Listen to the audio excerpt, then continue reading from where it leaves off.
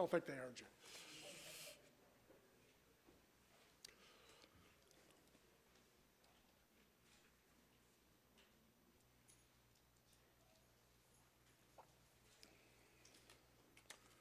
I was hoping this wasn't going to be a glasses event, but suffice to say it is not.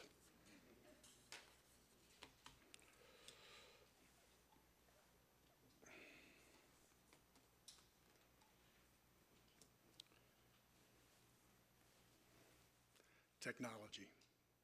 Now we pause for streaming.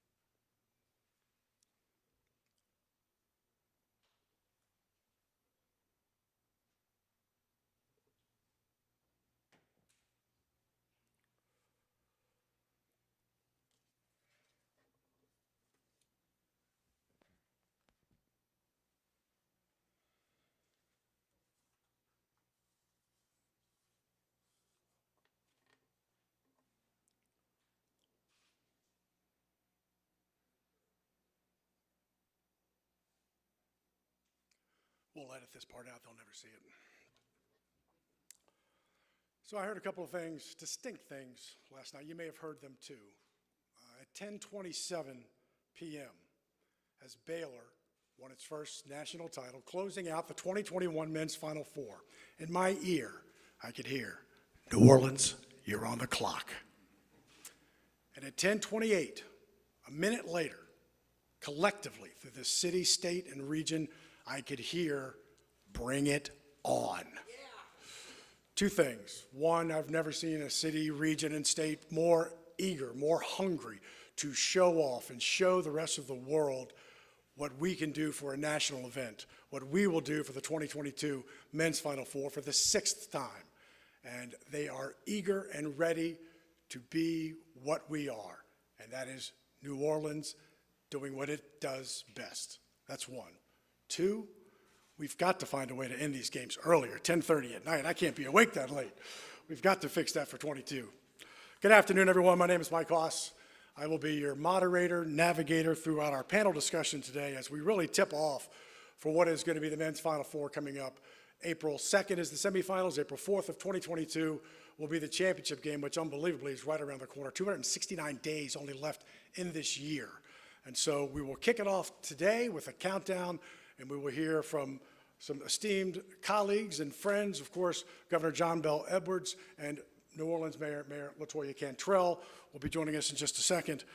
And really, as we look at what will be the first major awarded event in the post-COVID world, and what will the city look like, what will we look like, and what will the event look like, and what will the event need? The Greater New Orleans Sports Foundation and its volunteers that lures and attracts and secures and then executes these events doesn't just happen. I know we think it does. It doesn't just happen.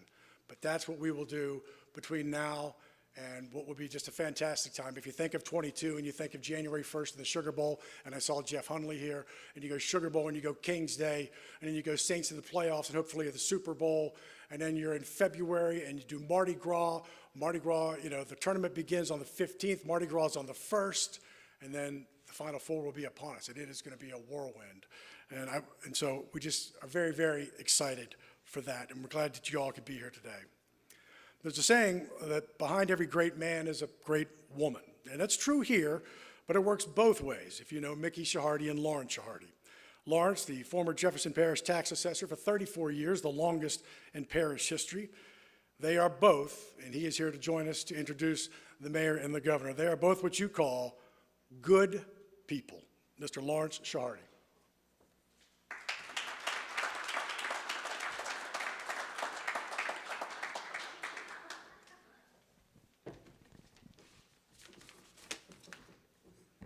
It's hell when you got to follow a professional speaker. like Mike Haas. Thank you very much, and thank you for the Sports Foundation for asking me to introduce both the mayor and our governor. LaToya Cantrell is a former city councilwoman and the first woman to serve as mayor of the city of New Orleans. She has fought relentlessly throughout this pandemic to protect the citizens of New Orleans, to ensure that New Orleans is a safe place to work and to visit, and to get back to some semblance of normalcy through major events like the NCAA Men's Final Four. It's my pleasure to introduce the mayor of the city of New Orleans, the Honorable LaToya Cantrell.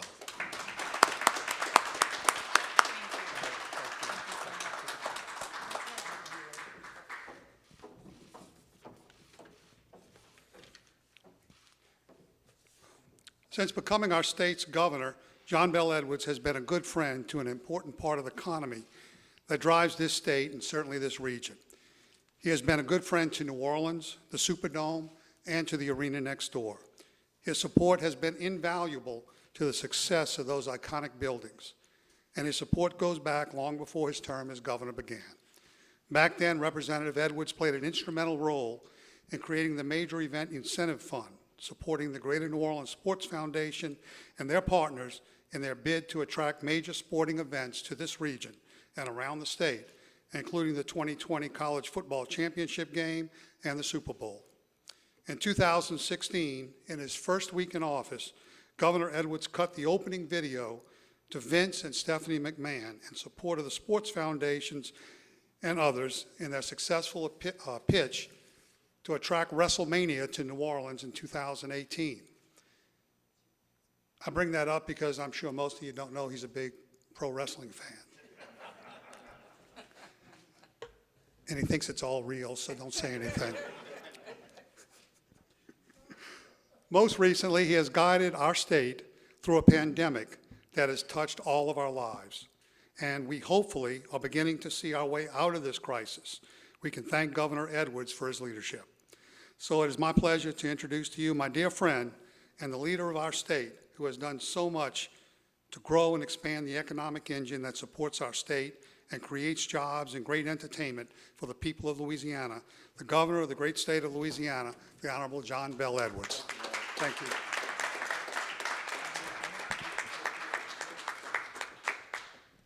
Thank you, gentlemen.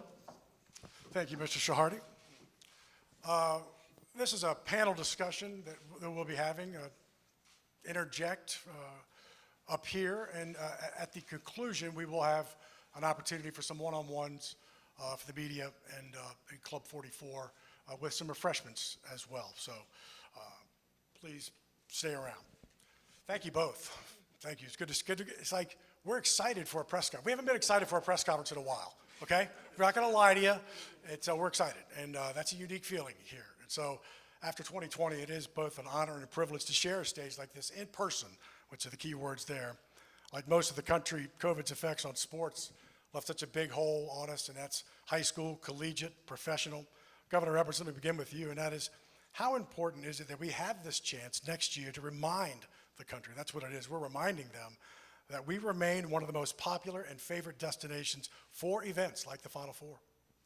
Well, you know, I think you did a great job in kicking this off and talking about how excited the country was just to watch a Final Four on TV that concluded last night with an exciting game. And of course, the year before that, it didn't happen at all. And next year will be the first time, the good Lord willing, and I think it's going to happen, that we're going to be back to normal, except it's going to be better than normal, because I think the excitement is just going to be there. People are going to be ready to travel. And New Orleans is an easy sell, and that's why these national events like to come to New Orleans. And when we get 75,000 or so visitors for a Final Four, it makes a tremendous difference for our state, for the city, for everybody. But then they go home and they talk about what a wonderful time they had in New Orleans, or what great meal they had, or swamp tour, or the World War II museum, and it just all builds.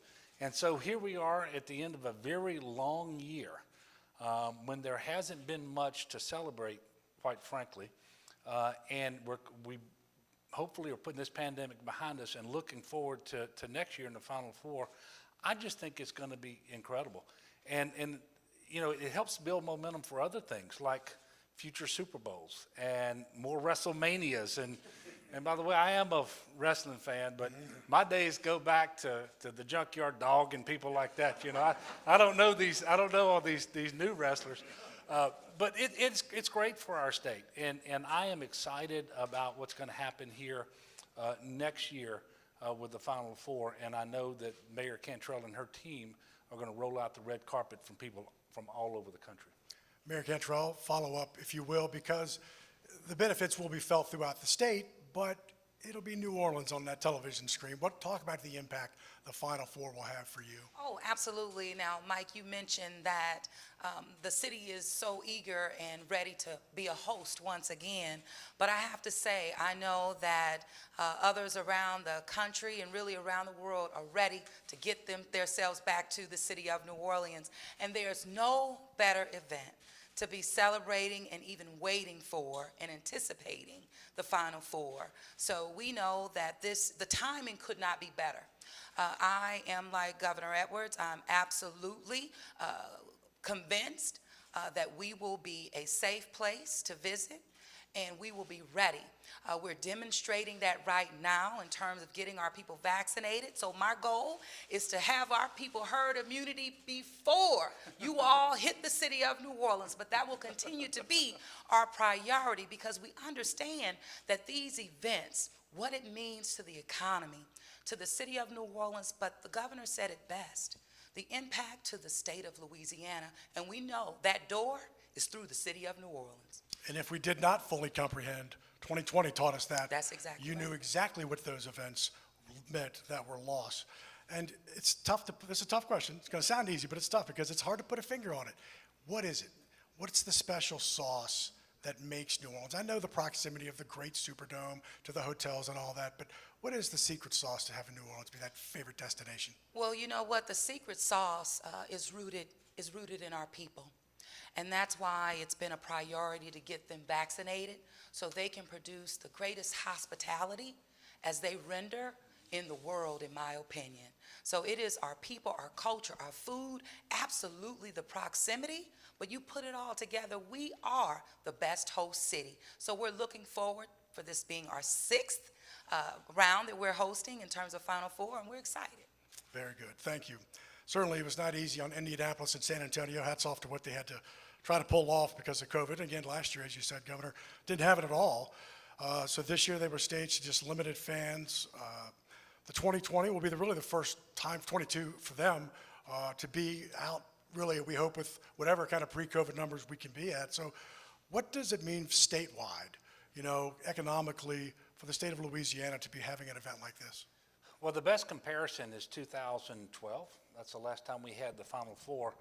But next year is going to be 10 years later, and it's going to be bigger and better. I just think the demand is going to be there. People are ready to travel. They're ready to have a good time. They're ready to come back to New Orleans, and this is going to be the first opportunity that many people have to do that. So around 75,000 visitors, 125,000 hotel nights involved, $168 million economic impact, about a $14 million direct infusion of tax revenue for the city and for the state. And again, that was from 2012. It's going to be better than that next year. And we're going to be showcasing a dome that will, at that time, will have undergone 2 phases of its 4-phase renovation. $120 million will have been spent. And so it's going to be a better venue than it's ever been for these guests, too. And so it's just all sort of builds. And then, success begets success. And you just keep landing more and more of these big events that are going to just continue to transform the city and the state and make us a leading destination for these events for many, many years to come. And the renovation, we are in constant contact with the NCAA, certainly with April of 2022, with the renovation and what they can expect and how things are moving. And it's, if you've not been inside, and I know you were briefly, it's a little, it's, as Doug Thornton would say, transformational visually, something we've not seen in quite some time. Yeah, and the idea that you can take a building that's not quite as old as I am, but it's close, and renovate it on occasion and make it a very competitive venue that's right up there with all of the new stadiums, these $2 and $3 billion stadiums. That's exciting, and the fan experience is just going to be so much different and so much better. I mean, you just wait. I'm excited about it, and it's just going to keep getting better all the way through the Super Bowl that we're going to get in, what, 2025? 2025. Yes, sir. Investment worth making, Governor. Do you, it's, you know, we've had a few. Do you, Madam Cantrell, have a Final Four favorite moment that comes to mind? You know, when the governor mentioned 2012, you know, I immediately thought about AD and Kentucky and 7 players now in the NBA. And, you know, AD was once with us, but that was a memory that rings a bell to me. And Governor Edwards, a favorite for you? Yeah, I guess this is one of my favorite sports memories of all time, though. 1983, Houston, NC State. Houston's supposed to win, and they've got Akeem Olajuwon. 30, you know, at the end of the game, NC State's got the ball tied 52-52. 30-foot shot goes up to win the game. Olajuwon doesn't jump because he doesn't want to goaltend, but it comes up short. It's an air ball.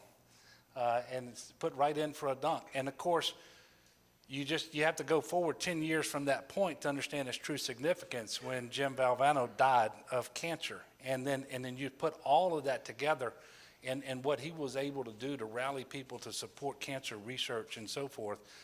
That's one of my best memories of sports, period. And so I had to give that an answer to your question. Not a problem. One of the best air balls ever thrown. I'm sure he says today it was a It was pass, a right? pass. It was a pass. It was a pass. Well, you know, these are brighter times for us, and I appreciate both of your time to come down and talk to us, and certainly on behalf of the Greater New Orleans Sports Foundation, who is a nonprofit that goes out there and does so with volunteers, and really in 1988 created the model of, frankly, what other cities are now emulate to compete against us. So we've done that in several occasions. So congrats to you both. Thank you for your time. And Governor Edwards, if you would not mind, if you would introduce our next 2 speakers. They are the co-chairs. I am happy to do so. It's my honor. And so these 2 gentlemen both have a long history of working very closely with the Greater New Orleans Sports Foundation. I think they have a tremendous amount of expertise working with major sporting events, and that makes them a perfect match for the 2022 NCAA Men's Final Four. Our first co-chair is a lifelong New Orleanian with an extensive history of volunteering, founding member and chairman of the R&L Carriers New Orleans Bowl, former chairman of the fundraising campaigns for the United Way and the United Negro College Fund, Telethon. Now a practicing attorney and a proud grandfather of 6-year-old identical twins, Lucas and Zachary, and a former Orleans Parish civil sheriff. And as you know, I'm partial to sheriffs, having come from a family of about 20 of them. But for 29 years, Paul Valto was sheriff. And joining Paul as co-chair is another man who has been long considered as a Greater New Orleans metropolitan area professional, business, and civic leader. He's a founding partner of Shahardy, Sherman, and Williams Law Firm, a tremendous supporter of his alma mater, the University of New Orleans, which is well represented here today, I might say. Served as president of the UNO Alumni Association and Athletic Association, and served on the foundation board for UNO. Founding member of the GNO Sports Foundation, where he served on the executive committee and as its legal counsel since its inception. He served as chairman of the Greater New Orleans Sports Foundation on 5 separate occasions. And his name is David Sherman. So please welcome to the stage the co-chairs for the 2022 NCAA Men's Final Four Local Organizing Committee, Paul Valto and David Sherman. And before we move forward, we're going to have take a photo, if you don't mind. So,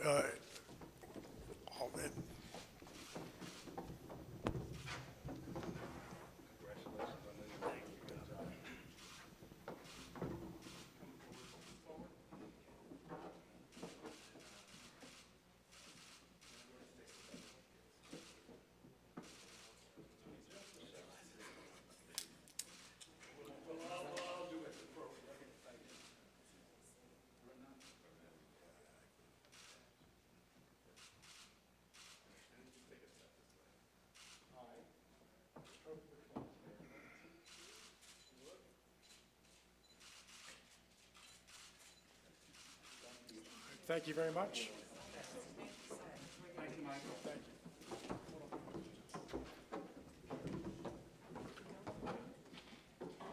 Thank you. We are changing out clean microphones. Not that there's anything wrong with the other ones, of course, by all means. Gentlemen, hello there. How are you, Mike? Well, we're not doing anything until Mike finds his glasses, let's put it that way. So let's put a pause in the show. Good to see you both, as usual. Same to you. This must be a misprint. It says, I'm told you both have over 25 years of experience, and you're far too young to have that. But Thank serving you. seriously on host committees of the Sports Foundation events, including numerous Final Fours. Dave, let me begin with you. Can you tell us how that has kind of prepared you to serve as a co-chair for this in 2022? Well, I've been fortunate enough to be involved in each host committee for each Final Four that the city has hosted. And not only have I served as legal counsel, Mike, but I've served on all the different committees. So I certainly believe I have a perspective. But I think the one thing that makes our sports foundation and our host committees unique is in 1988, we developed a host program that no other city had, where we assigned hosts to each team that came in. And we made sure the administrators, the coaches, the entire traveling party for each team knew that the two hosts assigned to them would do absolutely anything. And we got some wild requests over the years. The one I'll never forget is 1:30 in the morning, Rick Pitino's assistant calling, asking me if we can close down Bourbon Street because it's so noisy his team can't sleep. They were staying at the Sinesta. So, but we've been a can-do city from day one, and that's why I think we're so popular and why we all have the experience to do this. Sheriff, same for you, sir. Being a volunteer for so long and starting at the bottom, you get to experience and meet all of the people all the way up the ladder. So you know who are the people who make a difference. Like when you got a team arriving at the airport and the bus can't get in the gate, you know who to call at the airport to get the bus open. When the bus needs to find some place to park after they've dropped the team off at the hotel, you know who to contact to get them a place to park. So as you go over the years, and it's been a number of years, you get to know all the people who can make a difference and make the visit by the teams relaxing, enjoyable, and comfortable, and take away all of the problem issues that they have when they come to other cities that they won't have when they come to New Orleans. And it is about relationships. It's about UNO and Absolutely. Tulane getting involved. And certainly, Dave, your relationship with UNO and Sheriff, with the Sheriff's Office and also the New Orleans Bowl. Talk, if you can, Sheriff, about that and to kind of how that experience, either through UNO or through the New Orleans Bowl or just your job, kind of help get to this point. Well, it's a people activity. Hosting a men's Final Four is a people activity. And if you're involved with people in your daily job, then you know how to deal with people. You know how to respond to people's interests and needs. I can tell you one quick story. One of the Final Fours, one of the team's cheer squad got broken down in Alabama in a vehicle, and they didn't know what they were fretting about what to do, didn't know. I found out about it, and I called the athletic director. I said, don't worry about it. I'm going to send a couple of vans to pick them up, and they'll be here in time for the game. So it's little things like that that guys remember, and where we can do things that no one else is able to do, and we're able to get those things to happen and make it a pleasurable event for everybody. And Dave, I talked a little bit about the Greater New Orleans Sports Foundation and kind of the local organizing committee, and it's a citywide effort. For those that don't know, tell us a little bit more about how the community will come together, volunteers, with this event to make it as special as it is. Well, it's absolutely incredible because hospitality is certainly one of our biggest industries. And what we've learned over the years is for events like this, everybody rises up. And it's certainly not just the Sports Foundation, but you have UNO in Tulane, the co-host institutions, you have the city government Mayor Cantrell has been spectacular. The governor has been spectacular. And then you have all the other hospitality organizations. You've got the Superdome, and they've been an incredible partner. You've got the Convention Center, an incredible partner. And you've got New Orleans and Company, an incredible partner.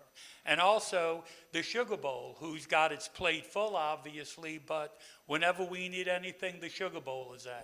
So the whole city comes together for events like this. And again, that's another reason we stand out, I think. And Sheriff, this is your chance as the co-chair. We talked about the volunteers. What do you need? What do you need to pull off the event that you have? You need several thousand excited, interested, knowledgeable people, and we have been very successful in getting those people to come out and support these activities. It's been wonderful, a great community event. The people in the city get to rub shoulders with all the people who come to town for these events, and it's been exciting for them, and we expect that it will be very exciting again. Favorite Final Four moment, Sheriff?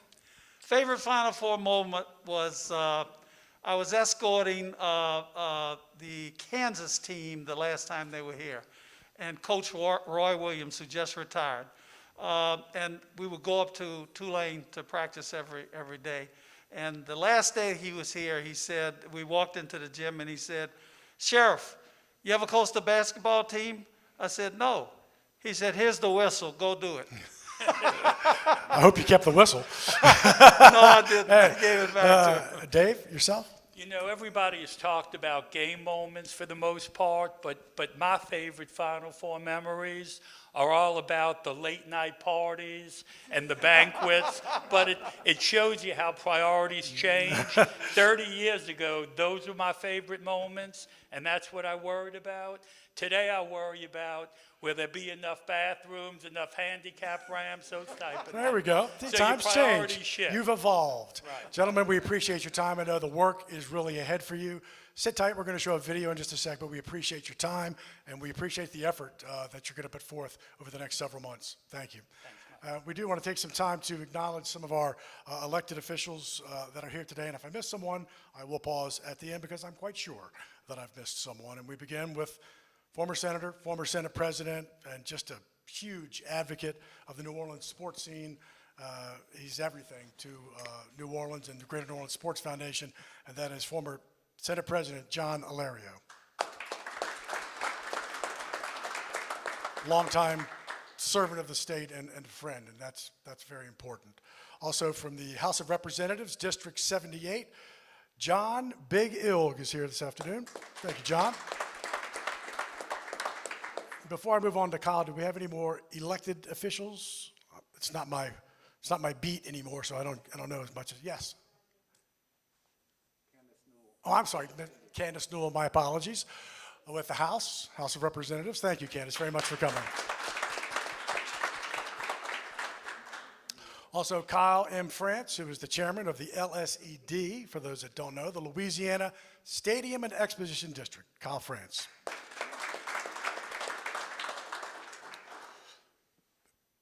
Good. Thank you very much. Thank you, Candace, very much.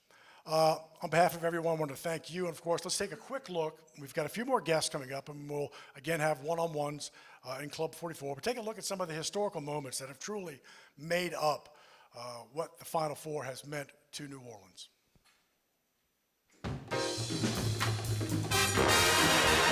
the NCAA championship is underway. The Final Four, the summit every college basketball player and coach dreams of conquering. In 2022, the Final Four returns to New Orleans, The stage is set, and here we go. Showtime in the Dome. a city familiar with legendary performances. Jordan's open. Bullseye. Indiana wins the championship. Keith Smart is the hero. A city known for putting on spectacles. A city that provides the perfect stage for college basketball's best to compete for the title of national champion. It's Taylor. In 2022, the Final Four is headed back to the Big Easy.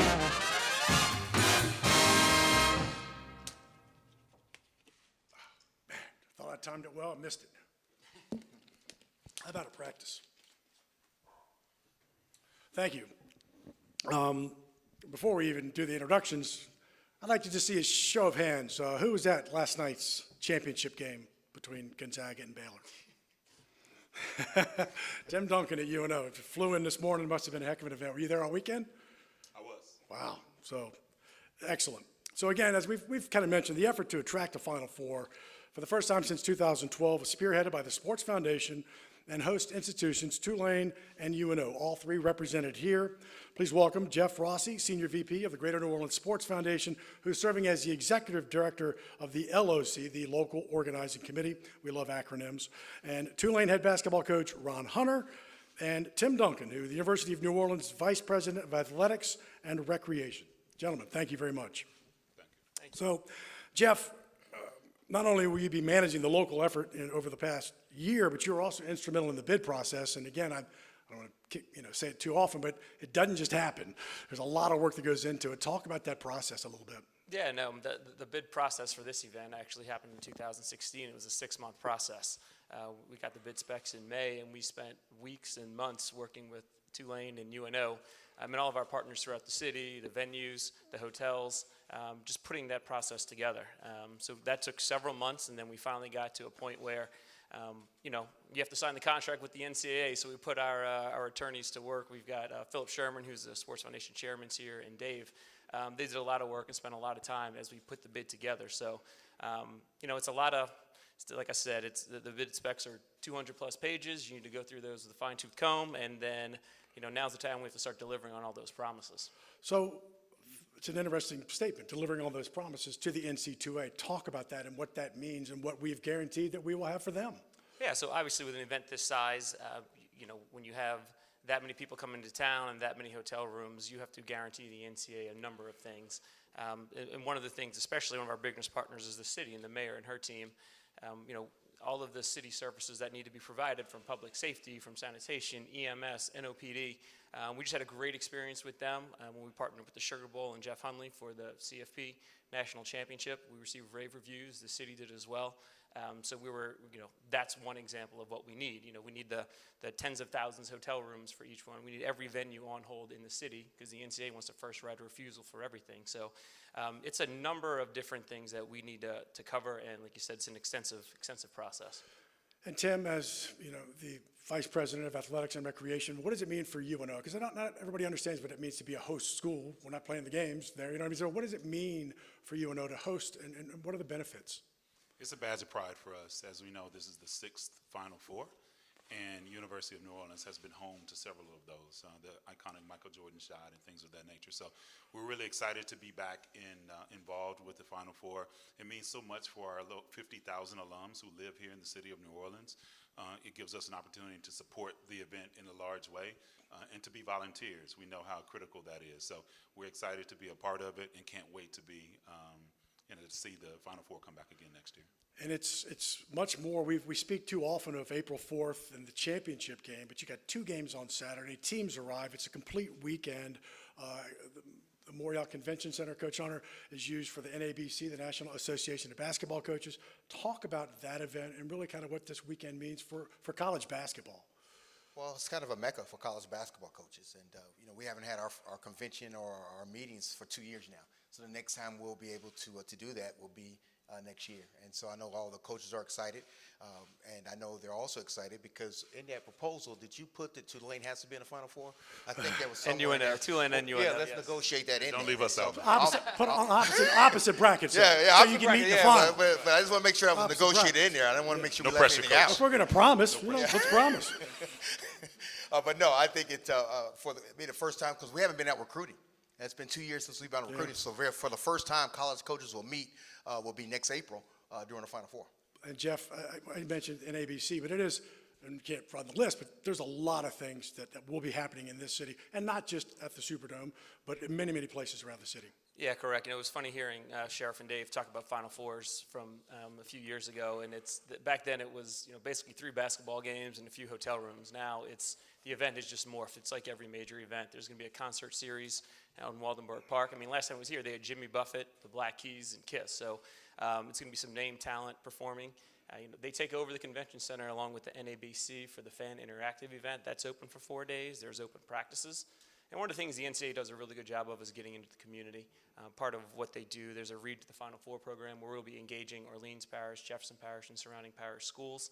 They'll have opportunities to attend some of the Final Four events and help really push education and learning on. But it's a special weekend, not only just for our city, but also the people come to town, whether it's the coaches, the players, the fans, everybody. It's a week-long worth of events, and it's a unique experience for sure. Well, Tim, could tell us about that. You were part of the Memphis team that ran to the Elite Eight in '92. What is that experience like? I mean, it's been a long time still, but I imagine it's still fresh in your mind. Yeah, you don't need to let my student athletes know I'm older than their parents. So 30 years go by quickly, but it was a wonderful experience. I tell our student athletes I want them to experience the NCAA championships. It's beautiful. It galvanized the city. I'm from Memphis, a sister city, right up the river. It galvanized the city, and everybody was so supportive of us, and that's what I want for our student athletes, and that's what I want for the city of New Orleans. So it's one of the things that you'll cherish forever. And Coach Hunter, you can also, another perspective of that, as a coach, as a parent, when you were at Georgia State, you were also part of the 2015, briefly, one shining moment. Sorry, you knew I was going to mention it. There's a caveat to that. But from a coach's perspective and a parent's perspective, what's it like? What's March Madness?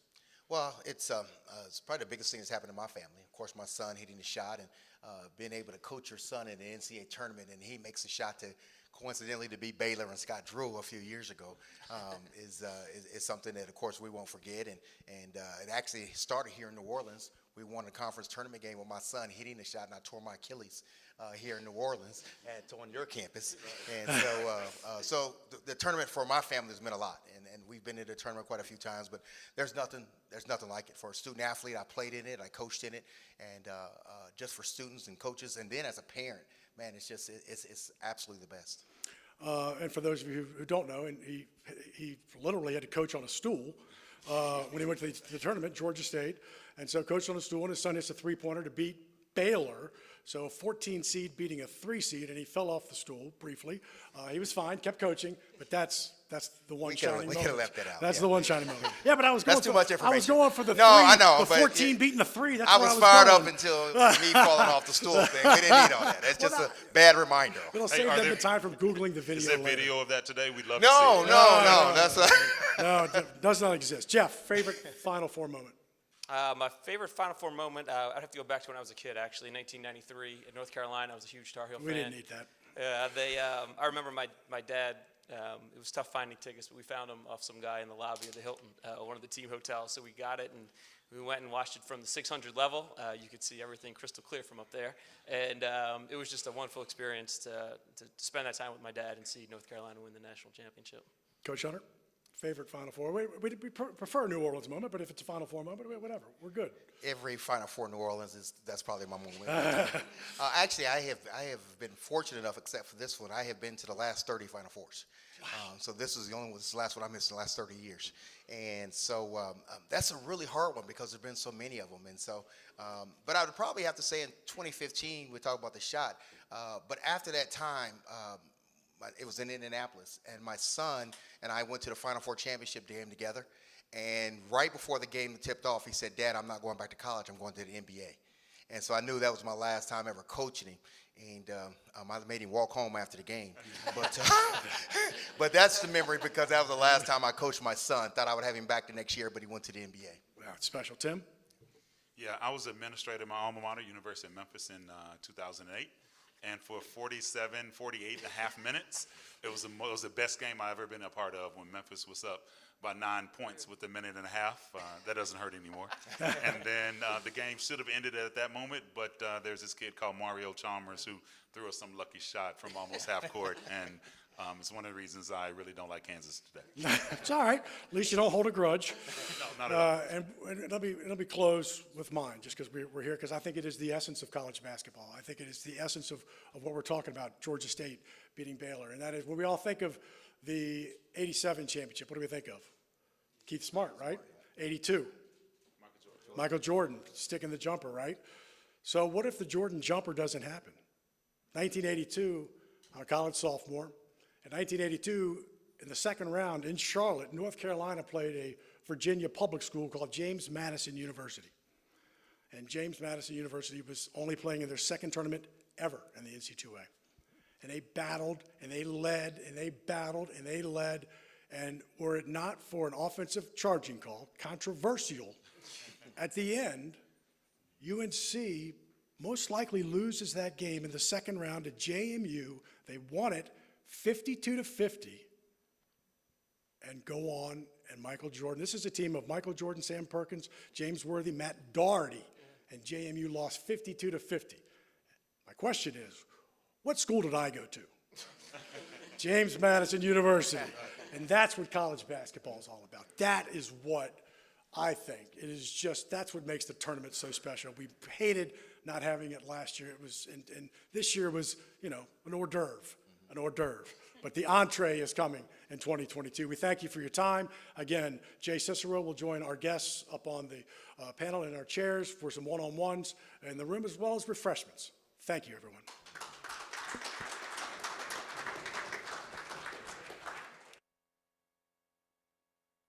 Yeah, for those in the chairs, we do one more photo op up here. You guys can mail about your